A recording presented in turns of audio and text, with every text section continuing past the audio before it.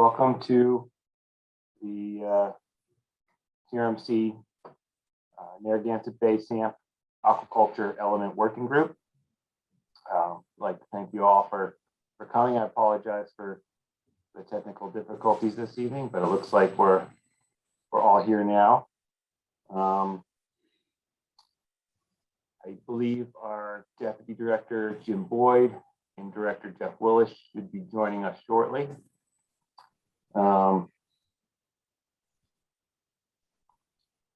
Just as a background for this working group, this is an advisory body to the CRMC made up of volunteers from around the state's coastal communities in Narragansett Bay, user groups, and other stakeholders. What we're attempting to do with this plan is create guidance that would inform the future development of aquaculture in Narragansett Bay. There's basically three elements, as you may know, to this plan. The main one is our hard constraints map. So this is a map that's being developed with coordination with CRC and faculty at URI to essentially put all the data that we have existing into a single map to basically show where aquaculture should and maybe to not go. So I see Jeff Willis is here, our Executive Director. Just pass the mic to you to give some opening remarks, Jeff. Thanks, Ben. Although my name is incorrect, although that's what I'm seeing, I don't know what you're seeing. Is that?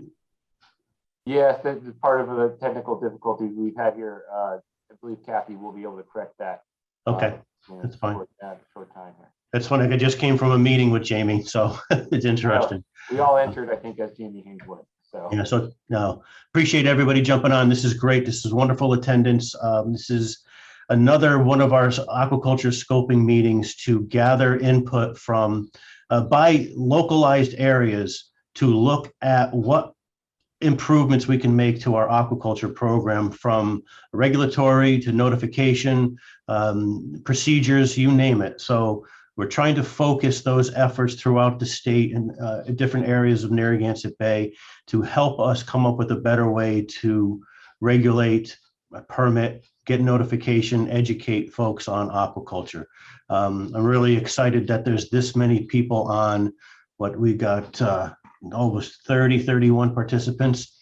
Very much thank you. We were at the Harbor Commission at Tiverton Monday night. We've held several of these scoping meetings earlier.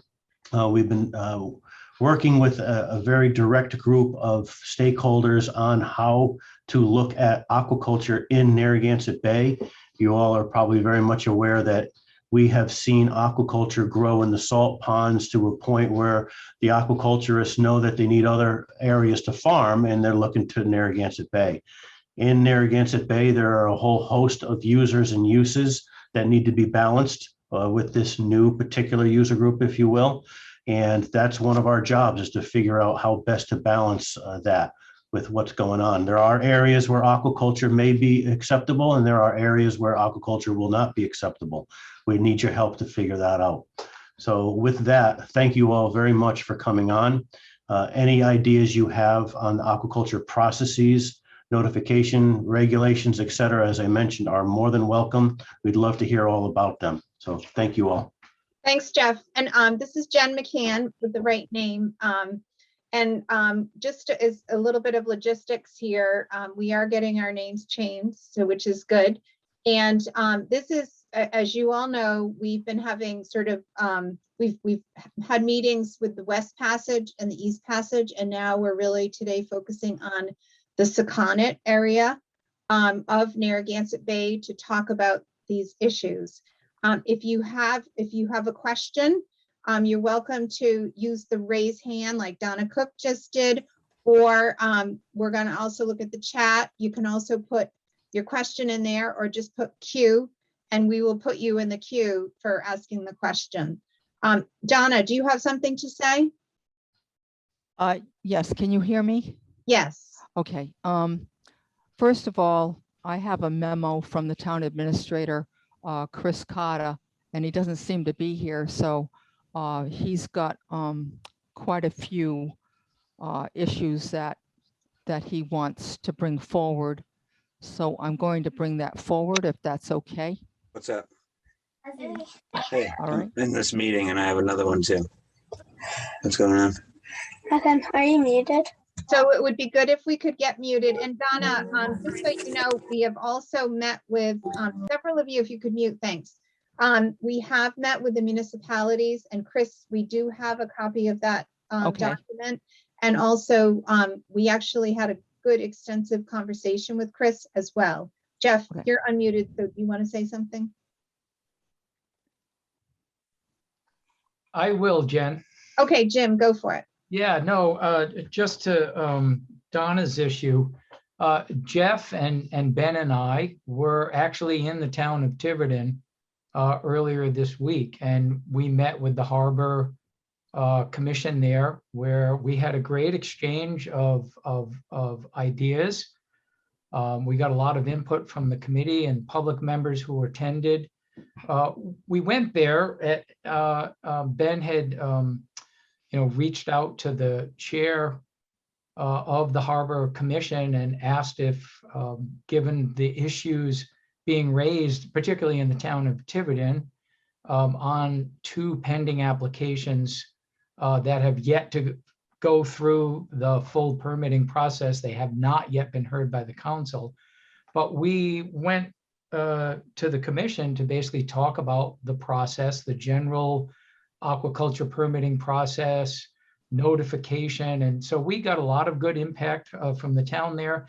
And they did indicate that they were going to be putting forth a memo to the CRMC that we will clearly share with the aquaculture working group when we have that memo in like a PDF file format. We'll post it up on the CRMC web pages for the aquaculture working group, as well as the Narragansett Bay SAMP page that CRC is hosting on our behalf. But what I do want to say is that there are a number of people that I see in the participant list here, and I can see a few faces on my screen right now who also attended this meeting the other evening. And again, the process right now, and let me just speak a little bit about the aquaculture element and the process moving forward and the timeline, because it basically speaks to the issues raised in Tiverton and what we've been hearing from the working group as part of this aquaculture element. We are looking to develop, as part of the CRMC regulations, basically a map that essentially will be exclusion areas of Narragansett Bay. And this includes all the waters of Narragansett Bay into Mount Hope Bay, the Sakonnet River. It's all considered Narragansett Bay. And we're looking at a number of different data layers that Chris Damon at the URI Environmental Data Center will be actually showing us that draft product that's online right now and available, and that'll be put. And Jim, we're going to go over that in more detail. Yeah, a little bit down absolutely. the agenda. Yeah, absolutely, and that's later in the agenda. But basically, this process of getting input from the various regions that we've worked with, the West Bay, and then East Bay, and now the Sakonnet River region. We're looking for input from all of you participating tonight on what is important to the Sakonnet River region in terms of being considered as part of this aquaculture mapping effort. And so we'll talk more in detail about that mapping effort with Chris Damon. We'll actually have that map product shown, and we'll walk through that. In terms of the timeline, This is an ongoing process, and we're certainly not going to be completed with this process this winter. We're going to be well into 2022 before we actually complete the mapping project, and then integrating something into the CRMC regulations with any potential regulatory language to go with that as well. So I'll leave it there. Ben, I don't know if you want to add anything at this point before we. Yeah, why don't we, so the next thing on the agenda is for, Jeff was going to talk a little bit about the working group and the purpose of the working group. So Jeff, do you want to talk about why we established a working group and who's on it? Yes, thank you, Jen. We established a working group specifically to help us focus our area of aquaculture planning in this particular area of Narragansett Bay. The working group, this is the third iteration of an aquaculture working group. We had one back in the late 80s, we had one in the 90s, and each time the working group met, it helped refine what we do with aquaculture planning, aquaculture management, and notification process involvement. And this one is no different. It's just the only difference is a new water body with a lot more competing uses. So the purpose of the working group is to help us focus better how we do aquaculture planning, siting, management, notification in Narragansett Bay. So that is the purpose of the working group. We are going, as Jennifer said, we are working on various scoping missions, quite frankly, around the Bay and over these next couple of months to help us get that better information from this working group. Thanks. And Mike, you have a question? Yeah, I don't know if it's premature, and I saw it was when I saw the link go in with the map that was provided with the screening criteria, and I just wanted, when the map is discussed, just to know what those screening criteria are and where they come from, and just to better understand. So when Ben or someone at CMRC is making a decision, and let's say creating this map and then making a decision based on those maps, what are those criteria that lay behind the mapping? Because that hasn't been clear to me in these meetings in the past, and particularly recreational or public access use and other things that I don't see a layer for that now. Just knowing what those criteria are. And Ben and I've talked about this. You knew I was probably going to ask this question, so that was just something, because the link went up, I wanted to just make sure that was All right. clarified when we get to. Thank you, Mike, and we will get to that. So just to follow up with what Jeff said about the working group, as many of you know, we have FAQs on the BaySAMP website, and so here's a description of the working group, which Jeff just described. So that's great. And then, so why don't we go into the different aquaculture elements? Ben, do you want to start that conversation with Jim's and then Chris Damon's support on the map? Sure. Yeah. And we might as well let's save the map for last. So I'll address the other two first. I started out describing that a little bit at the beginning of the meeting, but so there's three basic elements to this plan so far. We have our siting map, we have enhanced navigational and aesthetic guidelines or standards, and thirdly, we have a development of improved CMC notification process. So with regards to enhanced navigational and aesthetic guidelines, this is something we've kind of decided we should address based upon really a kind of shift in technology that we've seen in people growing shellfish at the surface using different types of gear as opposed to the submerged type gear, cages on the bottom or just oysters pre-planted on the bottom. This is something that's kind of been developing more over the last half a dozen years or so. We see more and more floating gear. It does bring a lot of benefits to the farmer, to the operation, but of course it has a different kind of visual impact. So we are looking to develop guidelines that might minimize that impact in particular areas or in general. And as far as the enhanced navigational guidelines and standards, this is somewhat related in the sense that submerged gear traditionally has been not so much of an issue when it comes to navigation if it's sited in an area where there's sufficient water depth, for a boat to traverse, or in an area shallow enough that the boats don't typically go through those areas. Hey, Ben. Yep. Ben, there's a couple questions that there's a perception that you are referring to something that people can't see. Or there's a couple people saying that. Are you referring to a document, or is there something? Would you like to, both Clint and Meg are asking, are you looking at something? Are you sharing your screen? And you're not, but I'm just looking at my notes and the Narragansett Bay SAMP website that can be found at uri.edu. Okay, so I'm going to put that link, everyone, in the chat room if you want to follow along with Ben. So thanks, Ben. Good. And there's just brief descriptions of all these elements there. So the enhanced navigational guidelines would be something above and beyond what we already require.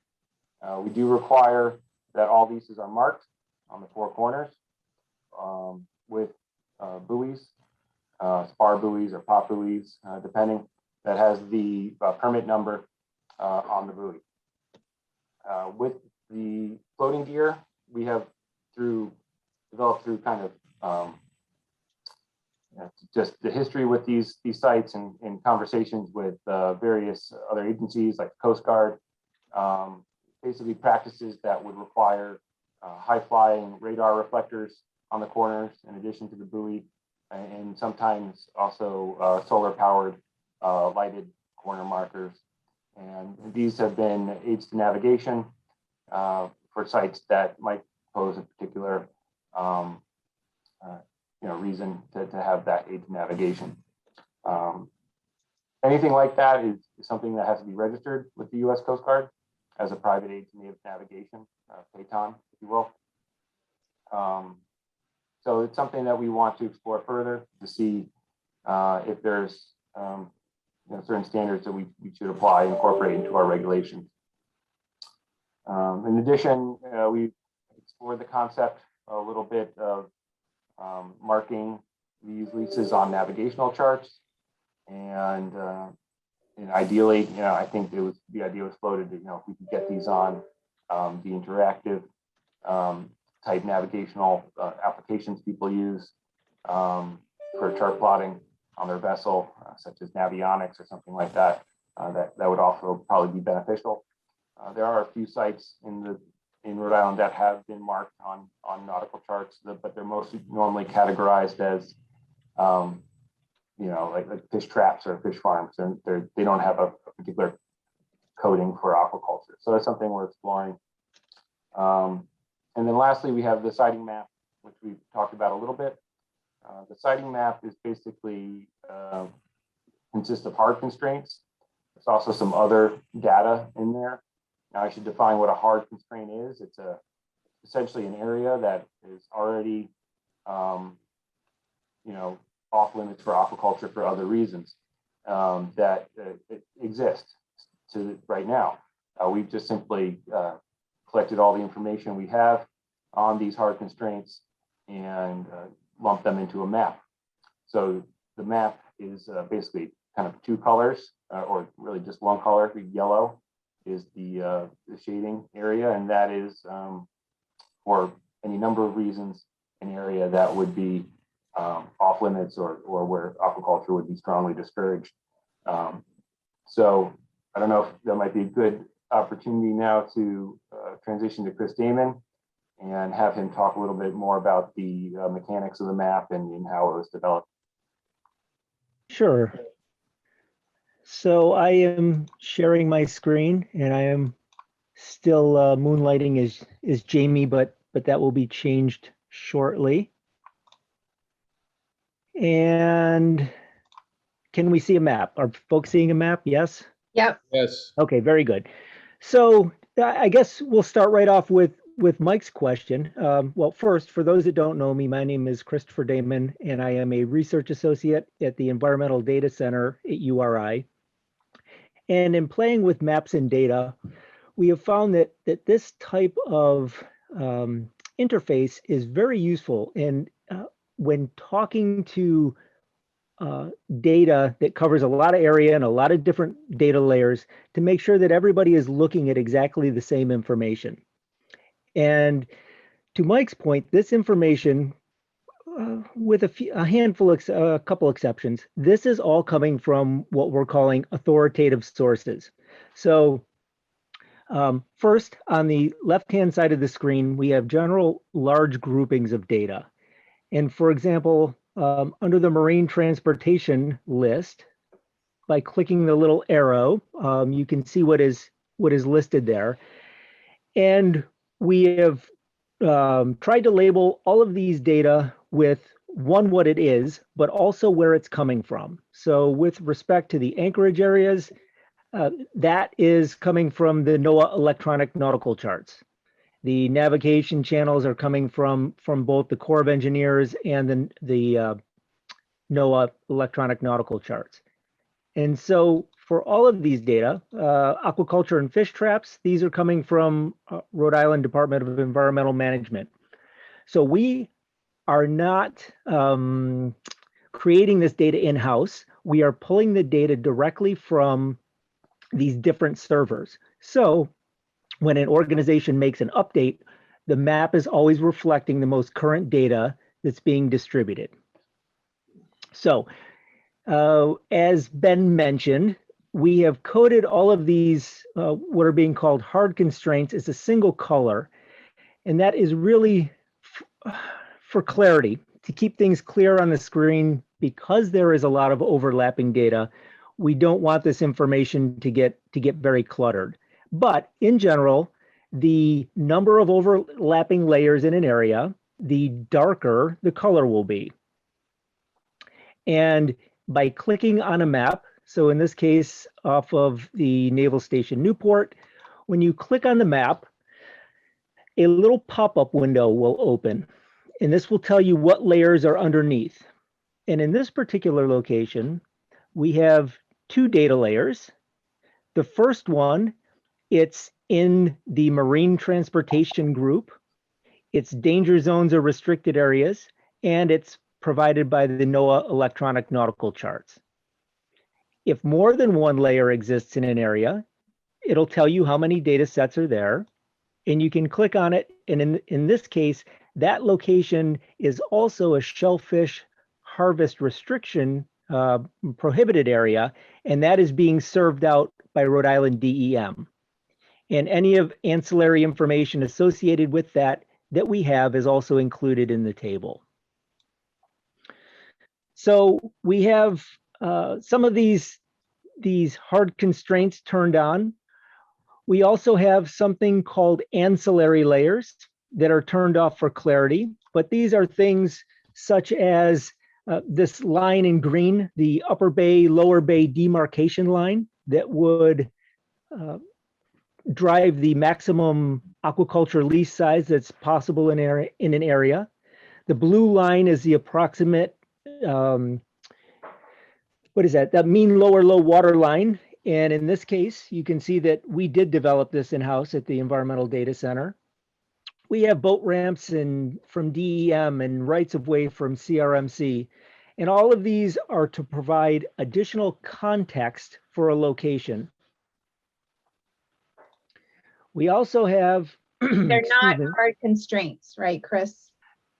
They are not being considered hard constraints, no, but they have come up in other meetings that we've had, in other discussions, and people believed that some of these layers would be useful in evaluating an area. So we have included them in the map. And Chris, the remainder are hard constraints, though, just to be clear, other than the ancillary layers. Yes, I think there's still some discussion regarding that, because, for example, for marine transportation, there is, anchorage areas that haven't been turned on. So whether they're going to be a true hard constraint or we're just considering them, they are in this map. We also have some research and monitoring areas that's coming from the Narragansett Bay National Estuarine Research Reserve, some spawner sanctuaries, fixed buoy monitoring sites, seal monitoring locations. So all of these information are here in different forms. And one nice feature, in this layer is best used if you're zoomed in close, but coming from NOAA is also the Raster nautical charts. And these are best used zoomed in. Again, since these are coming from NOAA, they're controlling how they're displayed.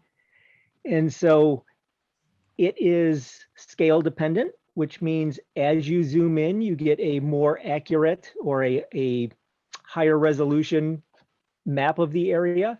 So these are also here to provide context for specific areas, and you may find that useful.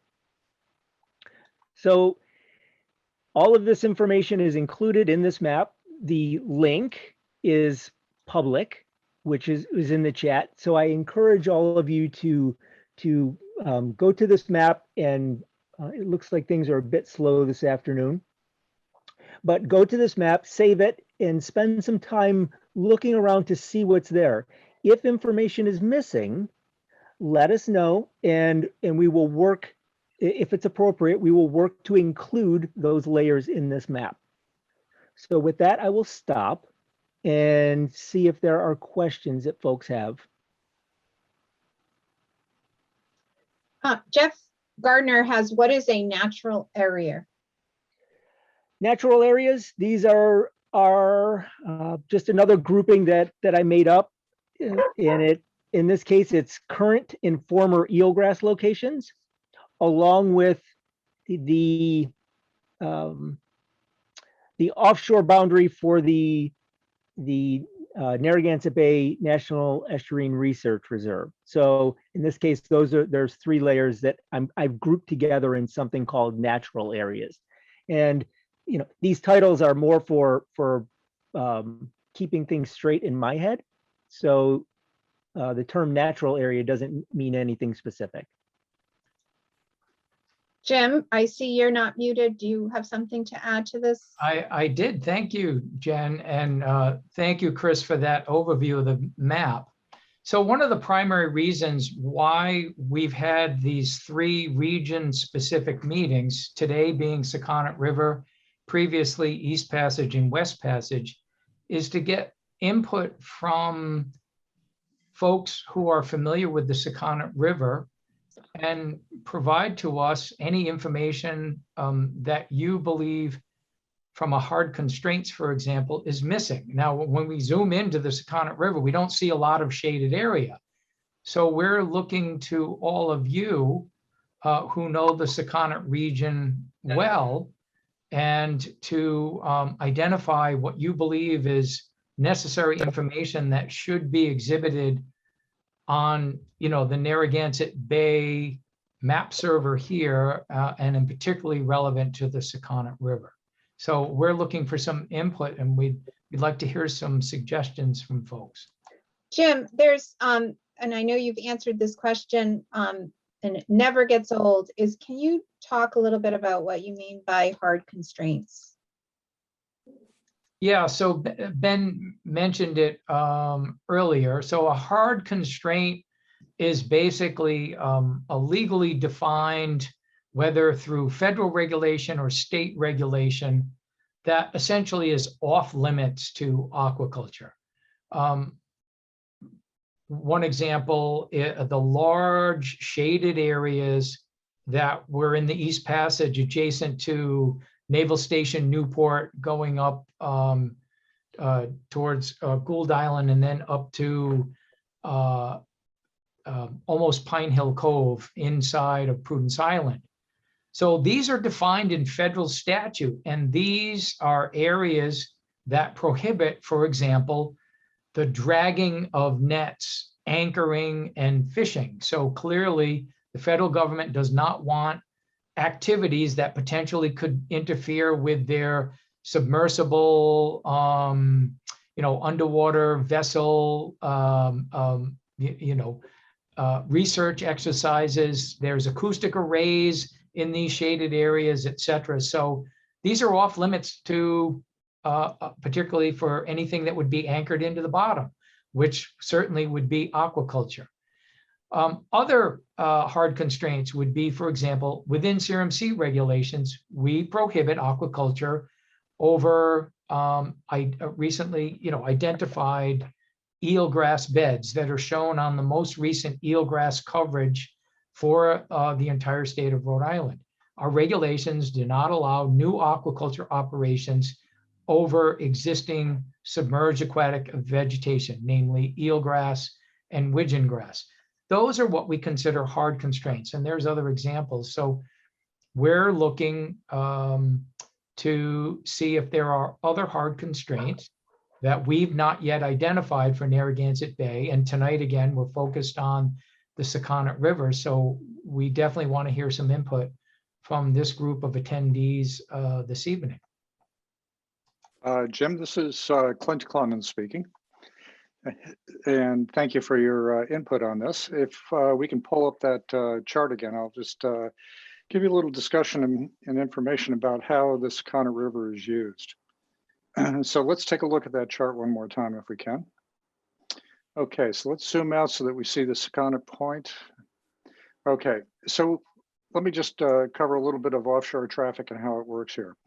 So when you have a significant amount of traffic coming in from the Cape and the islands on the weekends, and this traffic goes around Sakonnet Point, rather than going to North Kingston and Greenwich and all the points to the west, folks take the Sakonnet River all the way north to avoid the southwest fetch and northwest. So there's a significant amount of traffic that travels up and down through here.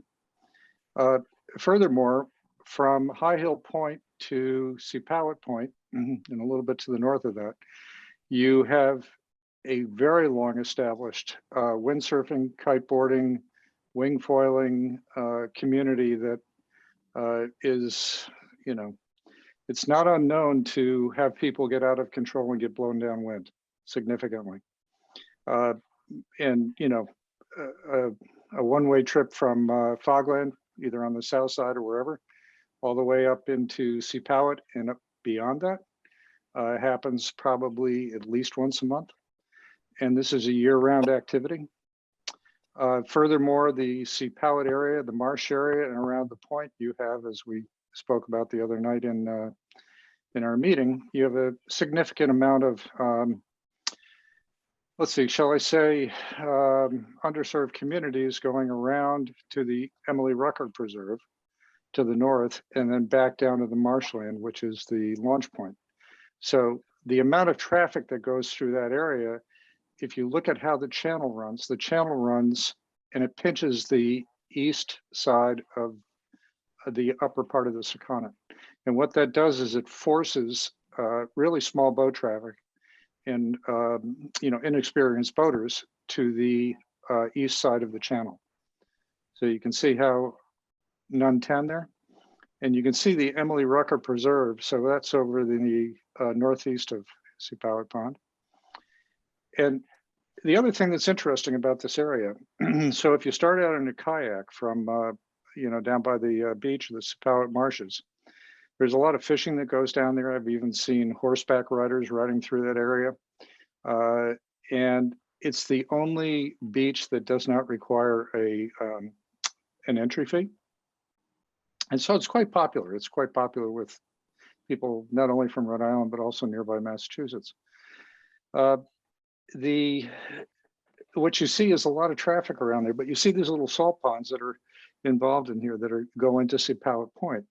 So you have a lot of people in kayaks that are going and exploring that whole area. So as I've mentioned this point several times, I'm very concerned about on-water safety, where you have a channel that's pinching so close to Sepowet Point, and you've got a strong southwest fetch or a shifting northwest wind that can come through with a clearing thunderstorm in the summer. and inexperienced boaters that are launching out of Sepauwett Marsh and going north and going south. Now, let me just mention another area that's very heavily used, and that's Nanaquacket Pond. In Nanaquacket Pond, as you know, over by Evelyn's, it's a wonderful spot, but there are boats in and out of there constantly. And it's wakeboarding, it's, you know, all kinds of activity. Now, to the west of the channel, on the Sakonnet River, I believe that red dotted line there indicates the split between Tiverton and Aquidneck Island. I'm not positive of that, but I'm pretty sure it does. There's significant water out there that's the same depth that would be appropriate for aquaculture positions. Where they're not appropriate is close to shore because it's heavily, heavily used. Now, if you go from Sepauwett Point down to Fogland, you'll notice that there is there are many, many moorings along that particular shoreline that is constantly being used by small boat traffic. And as I mentioned earlier, the anchorage inside Fogland Harbor, which is the north side of Fogland Beach, is very popular on weekends. It's quite a popular spot. But that whole area is also heavily used by a windsurfing community for probably 30 to 40 years. It's quite famous, actually. And the reason is because it's double barrier beach with exposure to the southwest breeze. So if you go along the west side of the river, most of the moorings, if not all of them, are centered around the sandy points, like Macquarie Point. And then there are some down by Sandy Point. So the overwhelming majority of traffic is actually on the east side, and that is dictated mostly by the channel position. Here we go. Thank you, Clint, for that detailed information. I think you started to speak to some of those issues the other night at the meeting, and so this is definitely more detailed. That's very helpful to walk us through that, particularly with the map in front of us. So thank you for that. Welcome, Jim. Jim, I lived on a boat on the Sakonnet Harbor and up in Tiverton Harbor back in the early 80s. I've sailed this piece of water easily for 40 years. I know it intimately. I know the behavior on the waterway. You know, it's a very active waterway, especially for small craft like sailboards, windsurfers, kiteboarders, wing foilers, that sort of thing. Great, thank you. And your longtime experience and intimate knowledge is very helpful here. And that's exactly what we're looking for. And the reason we're doing these regional meetings to get the region-specific knowledge base here integrated into this knowledge-based process. Thank you. Are there other, oh, good. Donna, you have a question?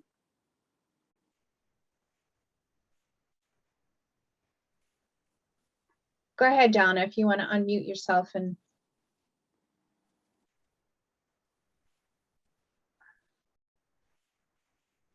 Okay, can you hear me now? Yes, and then Okay. Gary, you'll be next, okay? All right.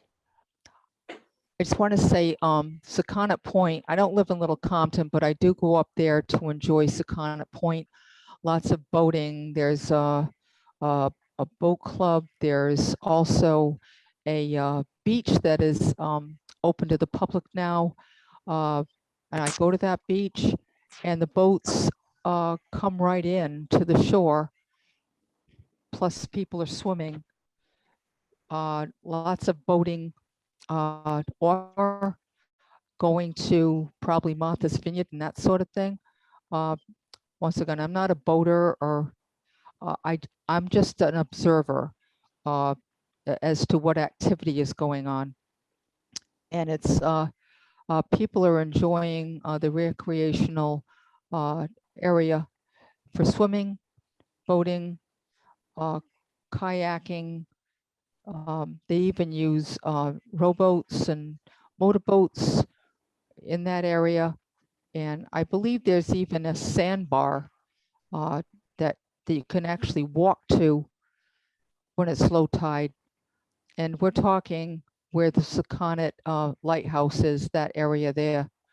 So I don't think it, I don't know where people want to eventually put their aquaculture farms, but I'm just saying that's not a good spot for that. Thank you, Donna. My guess would be, and then I think Ben can speak more authoritatively on this, but my guess would be that I don't think we're going to see certainly oyster farming activity in close proximity to Sakonnet Point, just because of the high energy environment that is. Yeah, I would agree with that. So, you know, technologies can change, but currently most aquaculture, which is shellfish aquaculture and primarily oysters, they're looking for somewhat protected areas. Certainly as you get further south in the Sakonnet River, you get less and less protection. There's also more fishing activity that occurs down there, commercial fishing, and there are a number of fish traps as well. Ben, I can speak to some of these concerns here. So if we can go back to the chart of the Sakonnet River, let me just discuss with you a couple other possibilities. And Gary, Okay. I see your hand raised, and Deb and Gary Mataronis too. So you're on the list. Okay, So- thank you, Jen. Oh, sorry, gentlemen. So areas that might be appropriate are inside Black Point. And then the other area that might be, Black Point is over on the western shore. See it right there? There's a hook. Is inside Black Point, just to the north and west of it. And then the other area that would be appropriate is you have the existing oyster farm on Almies Creek.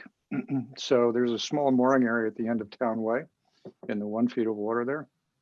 But all along that 8 and 9 foot contour through there over on the eastern side is largely below a cliff line.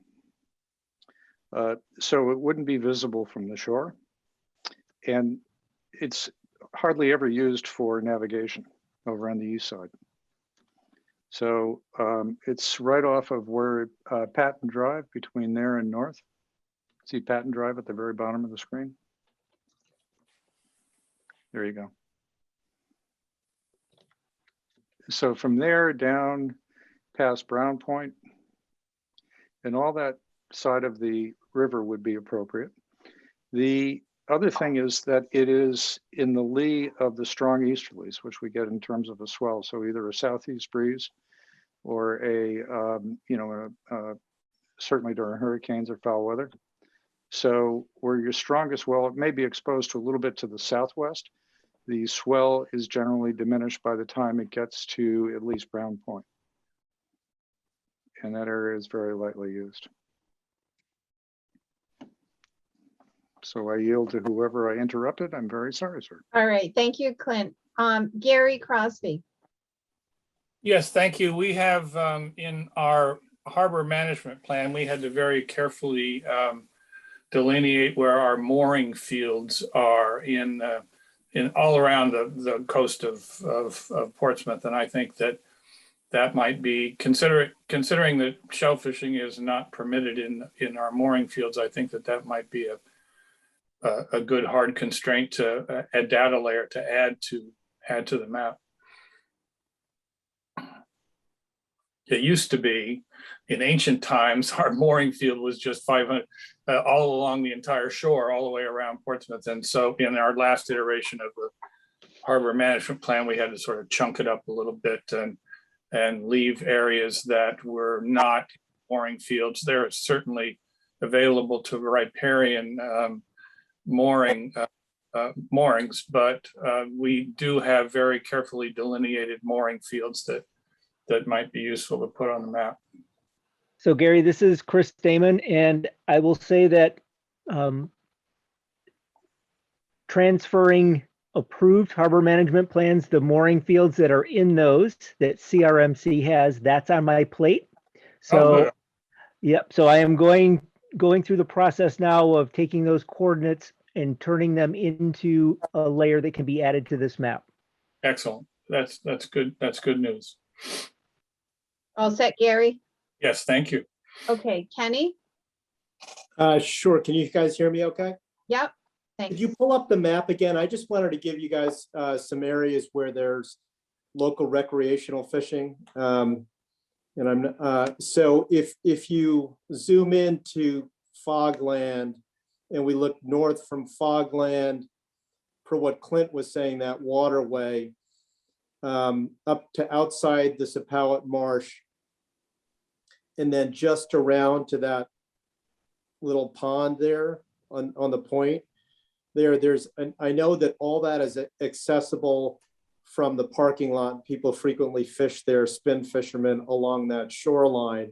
And then as you go south towards Fogland, even though that's private in there, people will kayak, and there was an incredible bluefish run throughout there. And then when you get down to the area that Clint said, which is just north of Fogland, in that 1 foot water there that's lightly colored, that is all wade fishable, and people fish that as well. So you could walk out to the edge of that drop off there, and people wade fish there when it's not windy, because when it's windy, there are generally windsurfers in there, depending upon the tide. And then if you go over to the other side of Fogland and Fogland Beach, people fish all along there down to where you see Fogland Road is coming in, where there's beach line there till the houses. And then it's harder to get into where the houses are there. There's not as much public access, but all that is public access, and it's all fishable. So if you go further south, if you move further south, yep, that's pretty good right there. You'll see where the other Almy Creek comes in, and there's an existing oyster farm right there, but people will drive and park at the end of Town Way, and you'll see the beach line there, and there's access from the shore from the mouth of Almy Creek down to probably the middle of the tree line that you're seeing south of Town Way. I mean, it's very forested down there, but yeah, if you move your cursor, keep moving it down, right about there. I haven't seen people much further south than that. So those are areas that are, people fish from shore with spinning rods.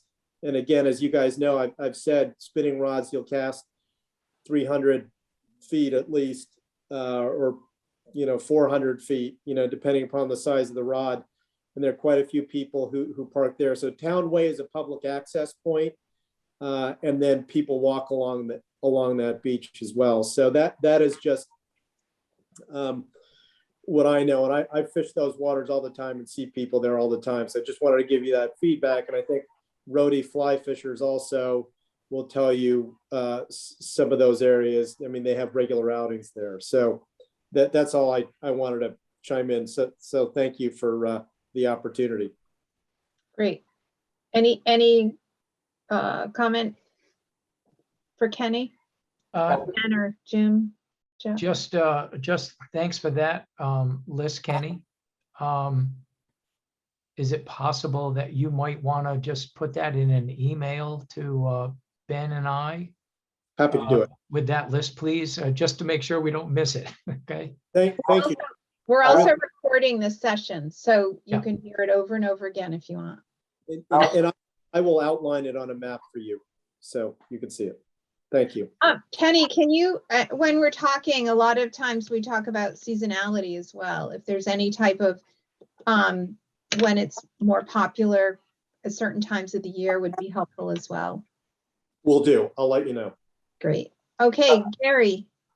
Hi, Jen. Oh, Ben, go. I'm sorry, Ben. I was just going to say it'd be useful to have information about recreational fishing that occurs from boats as well. Will do. All right, Gary. Hi, Jen. Nice to see you again. I just wanted to comment on Donna Cook's comments about Sakana Point. Obviously, I live right at Sakana Point. There's no way you're going to have any aquaculture down here. You have to get up on the other side of Taylor's Lane in Little Compton because the wave and tidal action is just too great. You know, the waves come right up the mouth of the Sakana River. There's a little cove called Shearer's Cove, a little bit to the north of that. And then again, as everybody knows, there's an aquaculture farm at Almy Creek, and I think he's doing okay. But a lot of these guys are looking for freshwater outlets because it seems like the oysters seem to grow a little bit better in the brackish water. So I think that's where they're going to try to be citing their aquaculture operation. But I think you could go down to the south of Almy Creek somewhat, like Mr. Mendez said, where the tree area is. There's no access down there. There's no houses down there. As far as going up on the other side of High Hill, you get a little bit more protection from the wind and wave action, but that's not my area of expertise, so I'll leave that to the Tiverton people to expand on. Thank you. Thanks, Gary. Thanks, Gary, for that. Okay, Deb, you had a question about the moorings, right?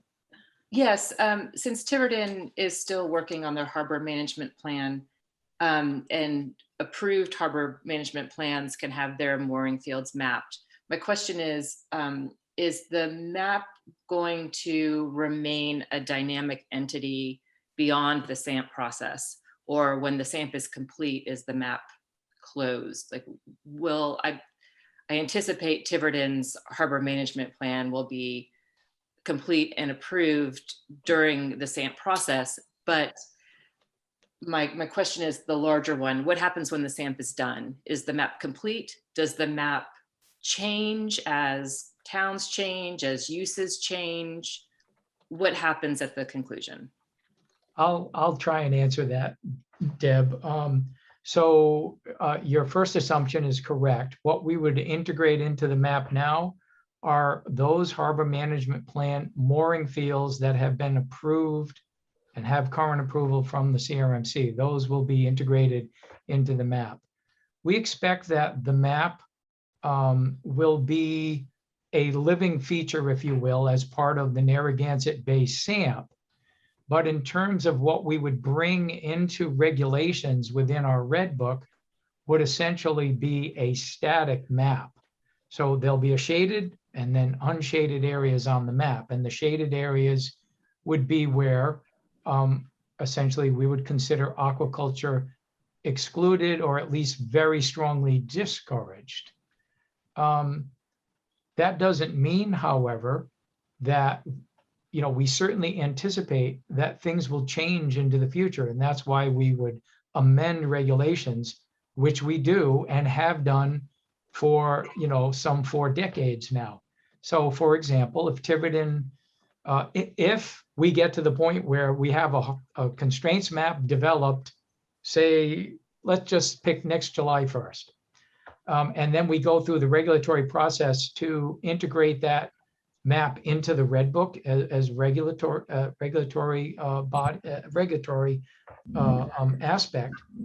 And if Tiverton doesn't have an approved harbor management plan, let's just say September, right? And it gets CRMC review and approval, we can certainly amend the red book to integrate the map to bring in these newly approved mooring fields as part of a Tiverton CRMC approved harbor management plan. So the bottom line is Tiverton will not be excluded just because at this moment they don't have a CRMC approved harbor management plan.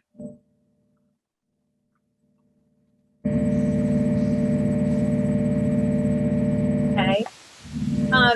That's gonna have to mute. Jeff Gardner, can you please mute, or Kathy, could you please mute? Thank you. Larry Taft had a comment. Larry, do you want to say it or would you like me to read it? I can say it. Here I Okay. am. Yeah, I just wanted to not overlook the fact that there's several conservation areas in Tiverton and along. You mentioned the Emily Rucker Refuge, which is Audubon's, and parts of Sapawat area and Fogland, which are Nature Conservancy and state. And just a great deal of public investment has gone into acquiring these places for the public use and enjoyment as open spaces. So I would like to make sure that as far as hard constraints are concerned, that these natural areas are in fact recognized. Discussion is to avoid mooring fields or recreational areas where people like to fish or kayak, but I think just the idea that there's these conservation areas which the public enjoy and look out and see as undeveloped, and how much investment has gone into them, that should be a real consideration. Thanks, Larry. And Thank you, Gary, Larry. I'm assuming your hand is up. What do we call it? An old, what do you call, I forgot what you call it now. A legacy hand, if you want to put it down. And then Skid or Bob Rowe, you had 2 comments. Did you want to, you put them in the chat, but I didn't know if you wanted to say something. I just was pointing out that, we're talking a lot about oysters, but there's also kelp aquaculture, which is growing in popularity, and that's a wintertime activity. Those lines are 6 feet from the surface and typically only in the water from October till May. So aquaculture is more than what we're talking about here. And I think that, certainly as you get further south in the Sakonnet, there's going to be more opportunity to do kelp down there. Oysters prefer richer waters, which are going to be further north, where there's more food in the water, because the oysters just won't grow in the southern Sakonnet at any rate. And as we've been talking about, of course, you want to have shelter from the large surge and large fetch if possible. So, these are all different constraints, but we're really focusing on oysters. But I think we need to envision the future, which is going to have a lot more kelp. So it's just, and I think that, also with regard to towns that are designating mooring areas, you need to be aware that if you're designating a mooring area with more than 20 moorings, you're going to need to have a closure area around that. That's going to curtail any recreational and commercial harvest of shellfish. So you're going to be damaging the fishery resources for commercial and recreational fishermen. So you just might want to consider having fewer or more smaller mooring areas, so you don't have to close them to commercial and recreational fishing. Just thought I'd bring those up. Thanks, Skid. That's one reason why I asked about the seasonality. So very good point.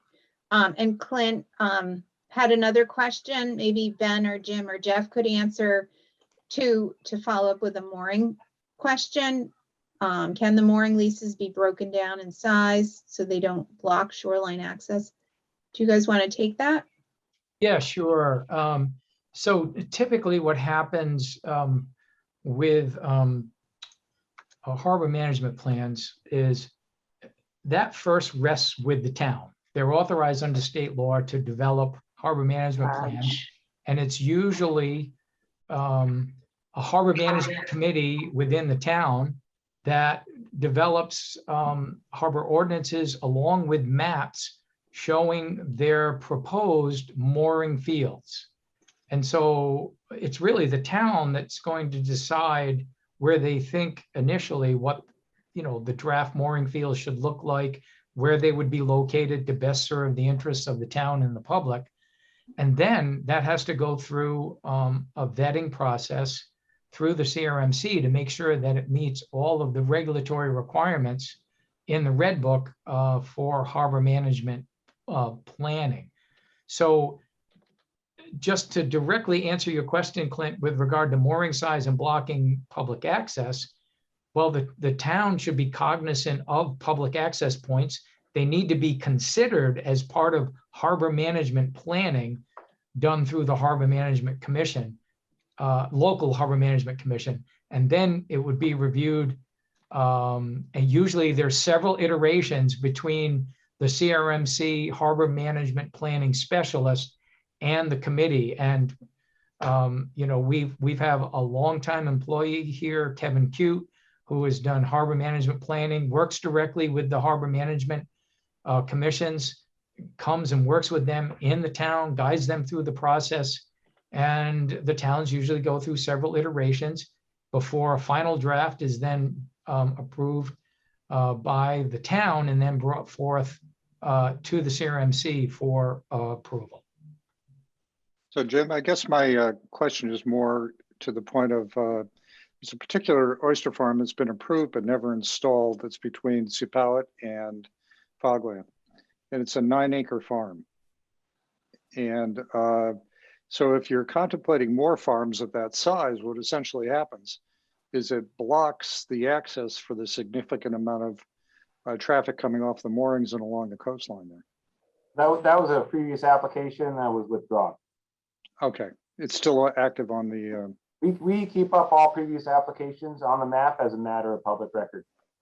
Okay, but to my point, are you considering applications of that size? South of Sepauwett? We'll consider applications as we receive them. I mean, yeah, there's no limitation to a 9-acre site in that particular location, but as you can see, that application was withdrawn largely for issues with its size and location. So I guess that is my point, is that if you are contemplating very large oyster farms, you have to understand the impact that it'll have in adverse wind conditions trying to get in and off of your mooring into the inner navigational areas to the mooring zones. Absolutely, which is why we bring preliminary determination applications to the local community, particularly harbor commissions, for input. Thanks, Ben. Okay. And I will say Ben did a really nice job presenting the permitting process at a previous meeting targeted at the municipalities, and that recording is on the website, on the BaySAMP website, if you'd like to take a look at that.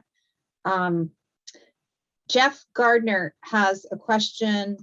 Jeff, do you want to say it or you want me to?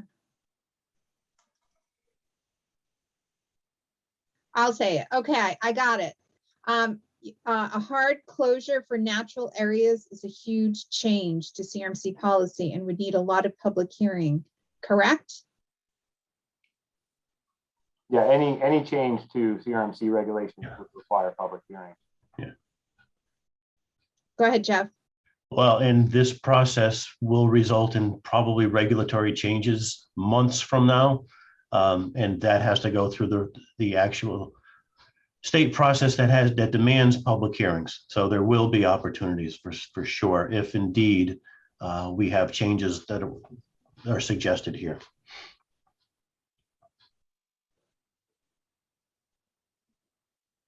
Okay. Any other questions? I'm looking at the chat. I'm looking at all of you.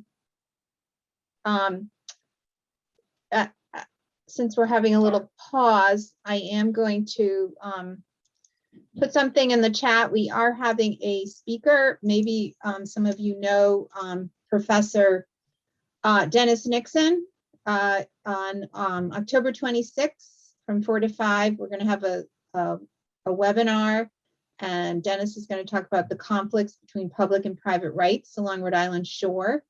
So it's just an hour. This will be recorded. Please register, and we hope you can attend and bring your questions on that topic. So it's an opportunity. I don't know if y'all remember, we've been encouraging you to let us know what topics you're interested in learning more about. And we'd be happy, whether it be a research topic or a policy topic, and we'd be happy to consider organizing a webinar specifically on that topic. We know these are tough topics to cover or to understand. Okay, and I'm assuming this is the real Deb Hagen. Is this a question, Deb? Well, I wanted to follow back around to what Mike Giral was saying earlier in the meeting regarding the criteria, establishing some criteria to quantify recreational use. And it was something that I wanted to talk about at the Harbor Commission meeting when you guys were there as well. Because I do understand how recreational use is difficult to quantify. But in my mind, that makes it a challenge. And I think often then it's construed as something that might be irrelevant when considering applications. And I know that you guys are charged with balancing use. I see a difficulty and a conflict in determining balance when you can't quantify something that takes place. You also talked at the municipality meeting last week about the partnership that needs to exist between CRMC and the municipalities. And I think as Clint and Kenny demonstrated, there's nothing like local knowledge of an area to demonstrate what happens there in a locality. And I'm wondering if the towns, if recreation can't be mapped as part of this larger process and the towns take it upon themselves to map use locally, maybe as part of their harbor management plans, how much consideration will that be given during the application process? Will it be given the same kind of weight as some of the other objections, like the eelgrass, for example? I can answer that. Deb, thank you. Yeah, we did talk about this Monday night at the Harbor Commission in Tiverton. And yes, it is hard to quantify all the recreational uses that occur, but none of them would be irrelevant. But they have to be known. And they have to come out during the review process, both the initial review process at the preliminary determination level, and of course, in any public hearing process that results after that. I think it is important that the town look at those recreational uses as the local expert, if you will, and try to codify them as best you can.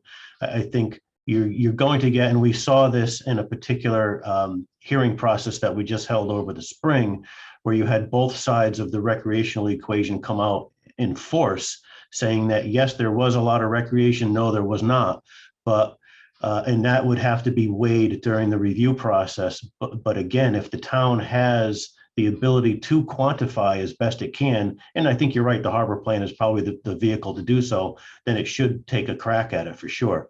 It does carry more weight when it's in a harbor plan, because you have taken the time and the ability to look at all the issues occurring in the waters off your particular town and say, hey, here's what's going on. We need everybody to know what's going on. So it's definitely an exercise worthwhile for the town to take because they are not irrelevant issues. Thank you.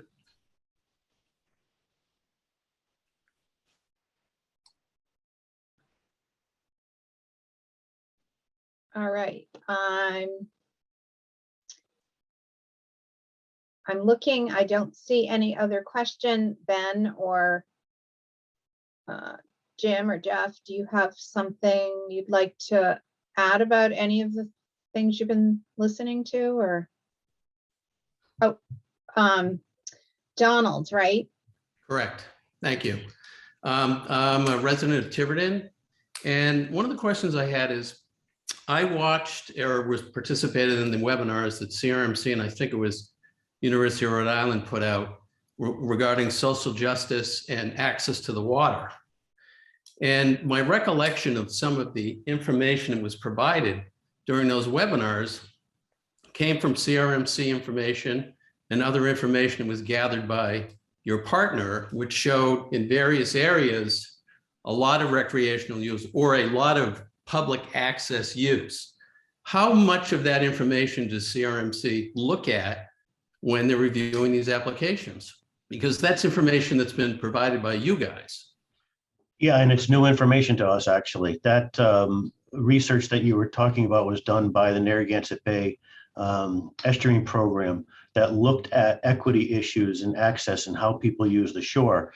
And it was quite eye-opening, to tell you the truth. So it's new information that we've received that will become part and parcel of what we do around here for any type of activity, not just aquaculture. So that type of information is clearly information we need to know about as we weigh the pros and cons of a particular request in front of us. So yes, we're aware of it, brand new. We need to incorporate that into what we do. Would that assist you with respect to codifying a recreational area, let's say? You know, and I use as an example of the Sepauwett area with the parking area. And I recall that thousands and thousands of cars were noticed down there using cell phone records during the period of COVID, you know, the original period of COVID, let's say. Mm-hmm. And the amount was just unbelievably and substantial to me, that many people use that. And as Clint pointed out, and I think Kenny did as well, that those are some of the only public access areas in Tiverton that don't require a parking permit or a residence permit. It's free parking. It provides recreation use, not just on the water, but I think as somebody else pointed out, the various conservation and the Audubon areas there in Jack's Island. So that's information that you folks have rather than the town has. So I really would encourage you to incorporate that immediately into this kind of plan, as maybe, in fact, as perhaps an overlay. Oh, understood. And it's a point well taken. And yes, it is. It has come to us from other sources. I'm not suggesting that the town take up that task, but it is a source of recreational use that we have discovered. So we should use it for sure. Yeah, thank you.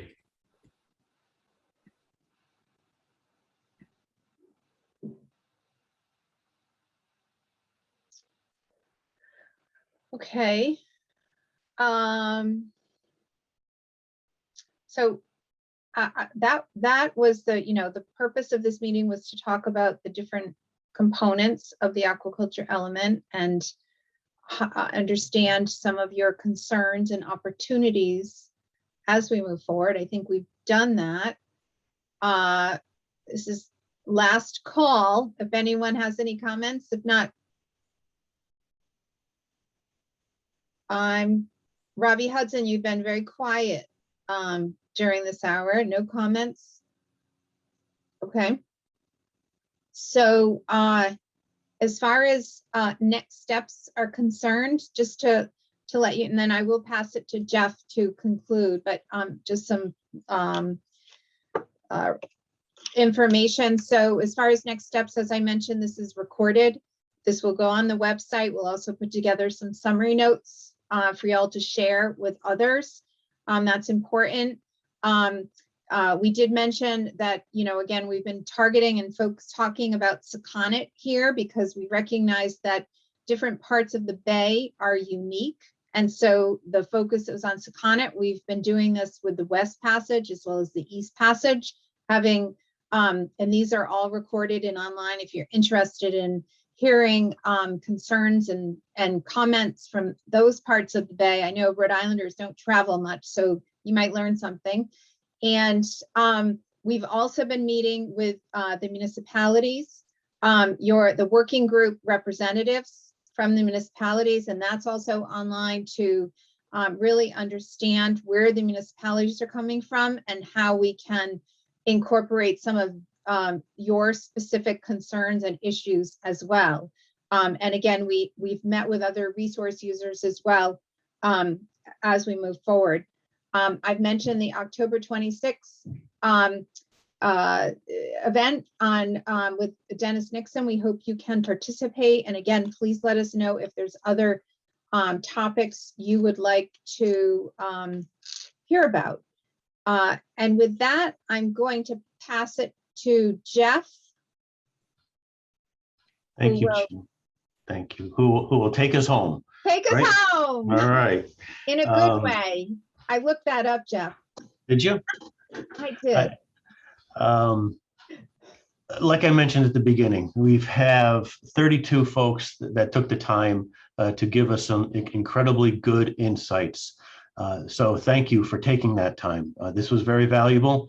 especially the discussion on recreational uses, a hard to quantify subject, but an important one.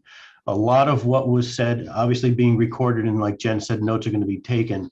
A lot of what was said needs to be codified as we move forward into a more formal discussion and possibly come into our regulatory documents, certainly our management documents for this particular matter for aquaculture planning. So everything that was mentioned here tonight is very positive. It is heard loud and clear.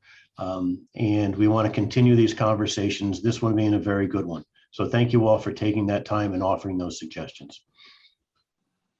You know, I'll just say one other thing. If your community is having an event, a meeting like this Harbor Commission meeting, and you would like CRMC to be a part of that, I'm not volunteering you, but I kind of am CRMC, you know, let us know about those meetings. And, you know, CRMC is following all of the federal and state requirements. They're with this process, they're going above and beyond. So please help them go above and beyond and provide these good constructive recommendations. So I'd like to end with that. So with that, thank you everyone for coming, and we will be alerting you on the RI Aquaculture listserv of the next meetings, which will be happening. There'll probably one at the end of October to catch you up on things. But don't be a stranger. Please reach out to us. Thanks again. Thank you. Thank you.